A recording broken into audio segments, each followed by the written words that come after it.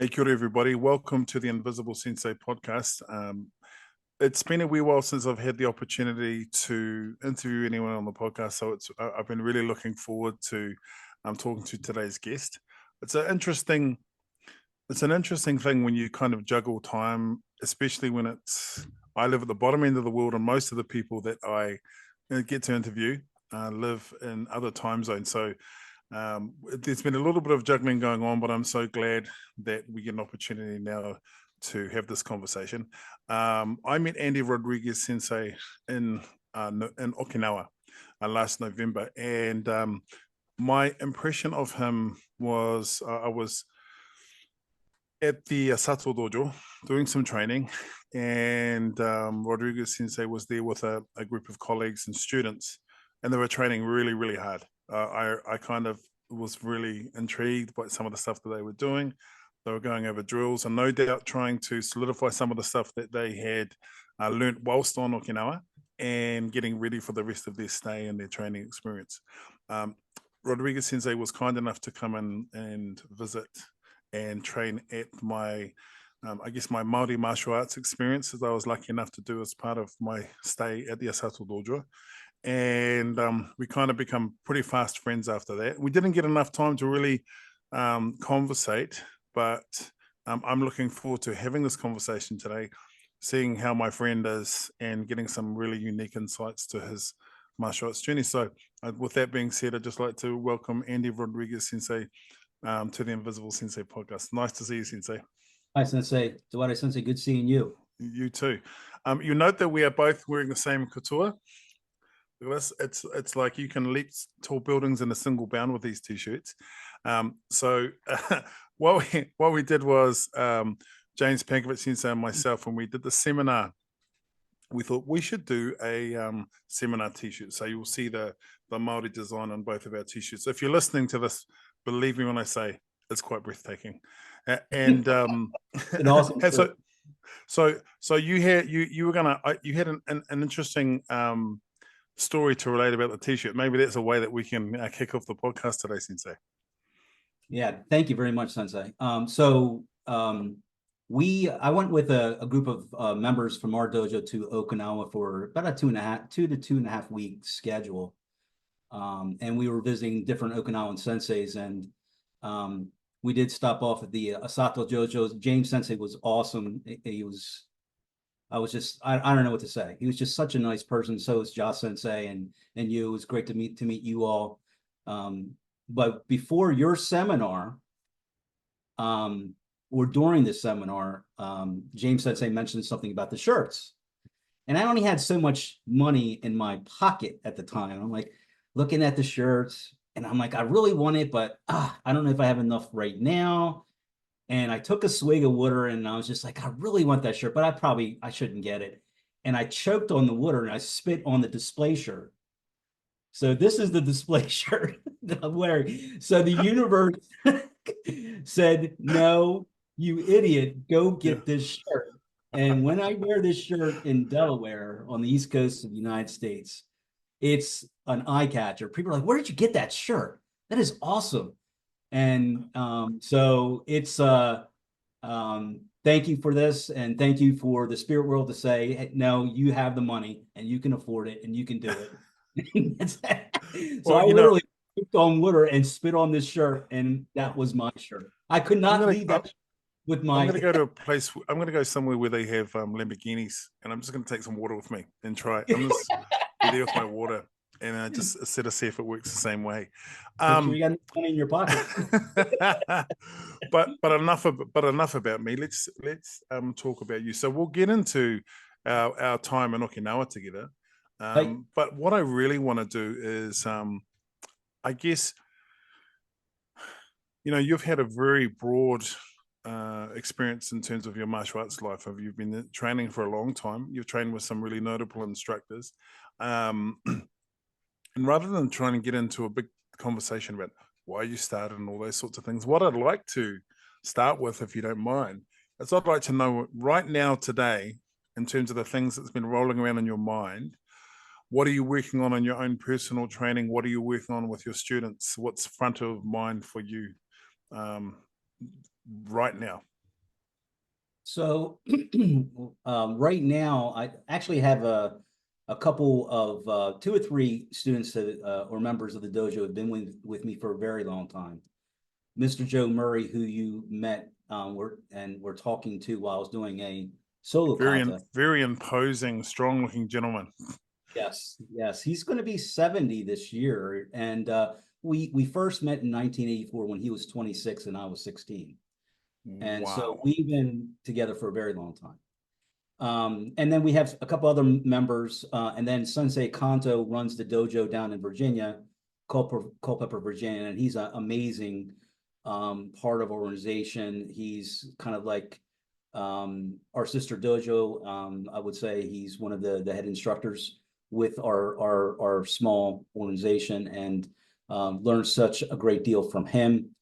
So he was with us also. But one of the things that our dojos have been doing the last 15 to 20 years is really to try to better understand Shotoku Kian's katas. Because we have a Seibukan lineage also.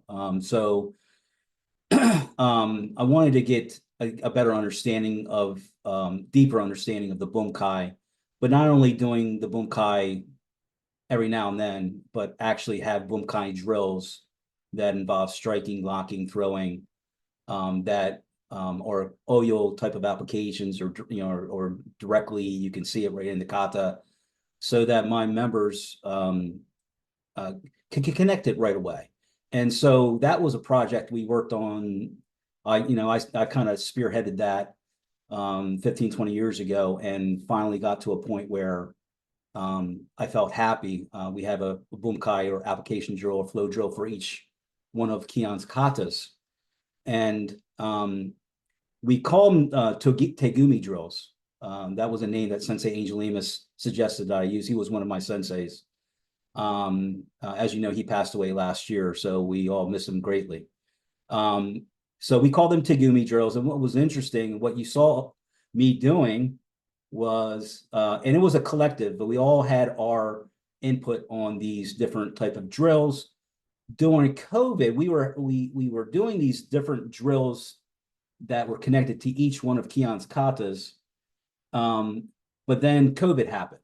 Well, these drills are primarily 2-person drills, so how can we do 2-person drills?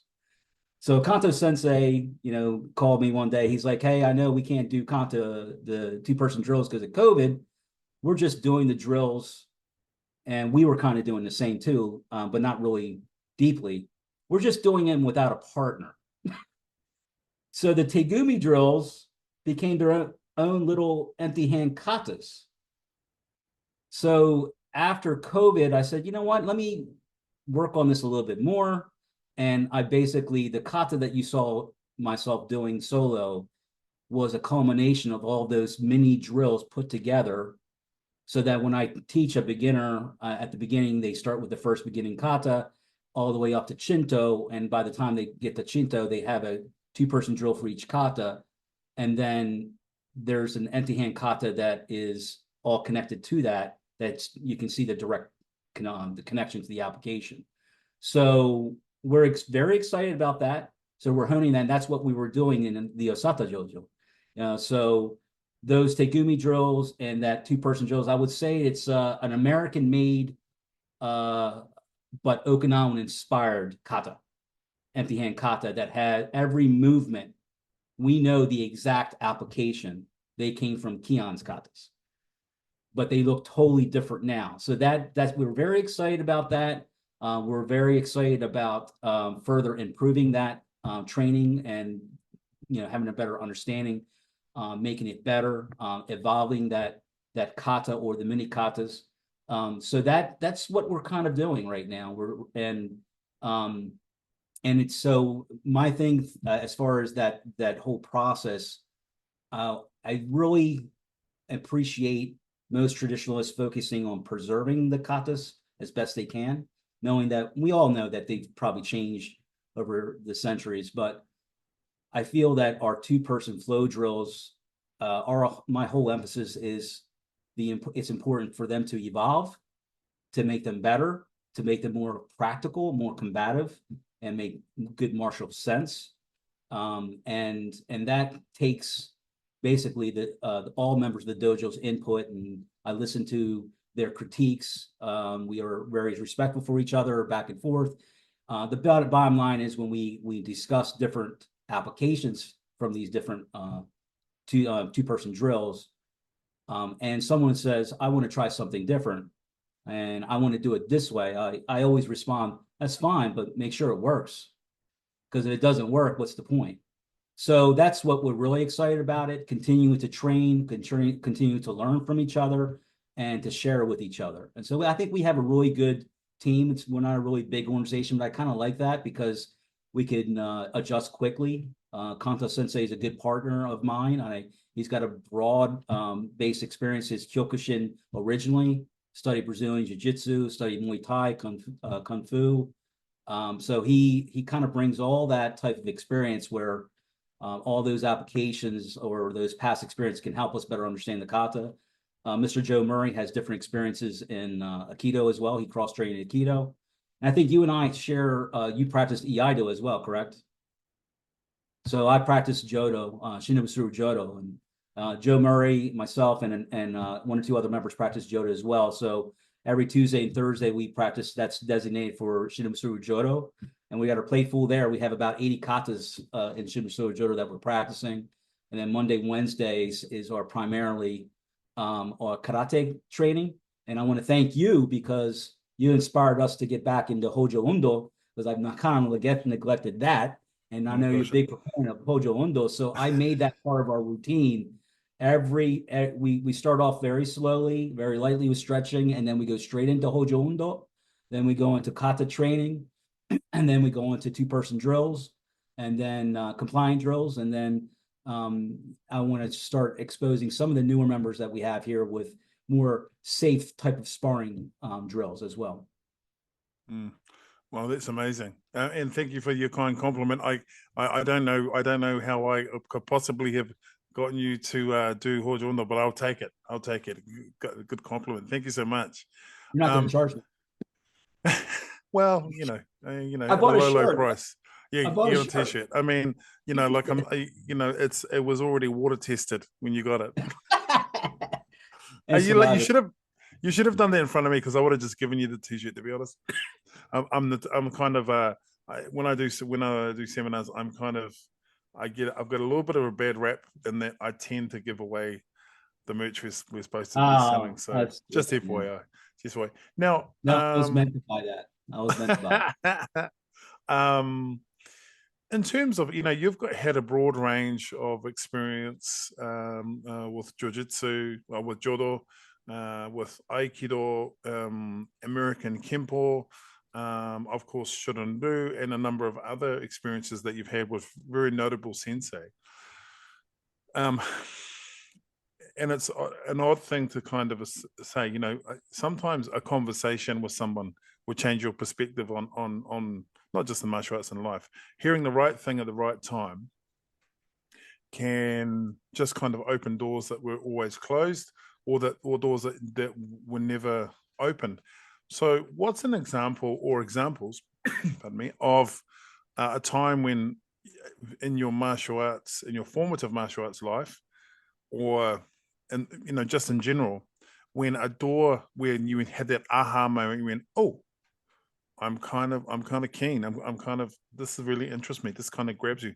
It sends you down a path, or it clarifies something in your mind. Maybe a conversation with an instructor, maybe a realization you've had with a student, maybe a conversation you had with someone who wasn't in the martial arts.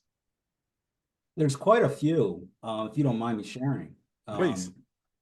Sometimes the conversations happen and I didn't realize the importance of those conversations. So one of the biggest influence in my Budo experience is Master Sakumakai. I got to put a shout out to the Masaharu Sakumakai Sensei, his family. They're just incredible martial artists. When I started with him in 1984, I started Kenpo prior to that when I was age 12, but my parents could not afford me to continue after a couple years. So I had to wait until I got a job and heard about this amazing Japanese sensei that had a dojo in Delaware. And so I saved my money, got finally saved a car, and was able to start. Primarily, I started karate, Shorinryu Karate. His lineage was Seibukan also. Their name, the dojo, was Shintokan, but they're kind of an offshoot of Seibukan. But then after a couple years, I was intrigued by the Jodo he was teaching. And so I signed up for Jodo, even though I couldn't afford it, and started training. Only 2 years with Sakukai Sensei. But I remember one thing that he said is, Jodo can help your karate. Very seldom can karate help your Jodo. And I didn't really understand that. And I think that statement, I would say now, is more like Koru Japanese arts, like Iaido, Kendo, Jodo. Now I understand how deep that is. Because with Jodo, when you're swinging weapons at each other and you've really got to have a good sense of timing, it's a little bit different when you're doing hand-to-hand combat. If you slip and you get a little bloody nose, that's okay. But when you got a wooden weapon coming close to your head, and you got to stop on the dime, it's pretty intense. And so timing, zanshin, all those elements, I started to understand once I stopped training with him. Then years later, I joined another Jodo dojo, and that dojo was very, very intense. With karate, I was used to my body being worn out after hard training. But with the Koru arts, I felt like my brain was sweating. Like it was so intense that experience made me, I think, help me look more deeply into my karate, because I had to look more deeply into my Koru Jodo art. And I'm like, well, wait a second, if I'm thinking this deeply about Jodo, I should think equally as deeply about my empty hand kata and trying to understand that and figure out, how to apply these different aspects of Jodo or the Koru arts into Okinawan karate.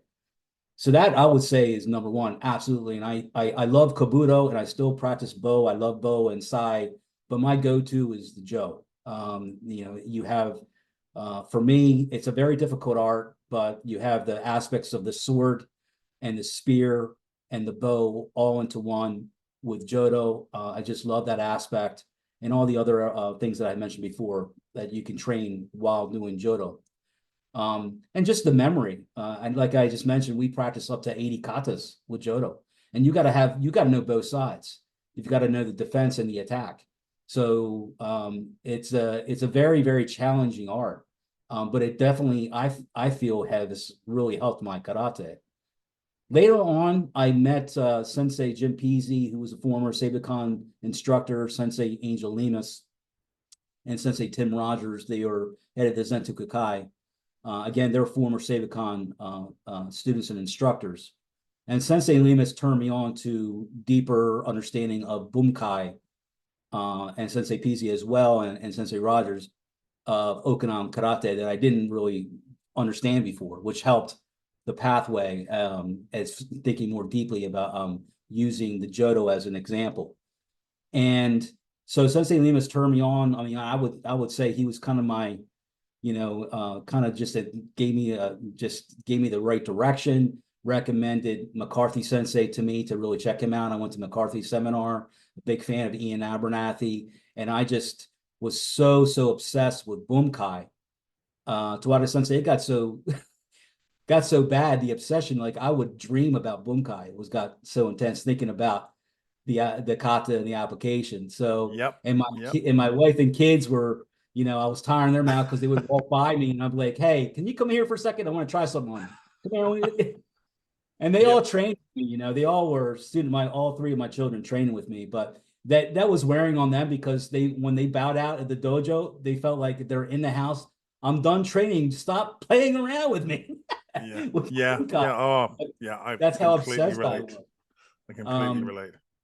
But that part of that journey was like, I just wanted to, I wanted something for anyone that I taught Keon's karate, just to have a deeper understanding of the kata, not just I think it's this or I think it's that. And even though when I share this with my members, I said, look, this is not the Bunkai.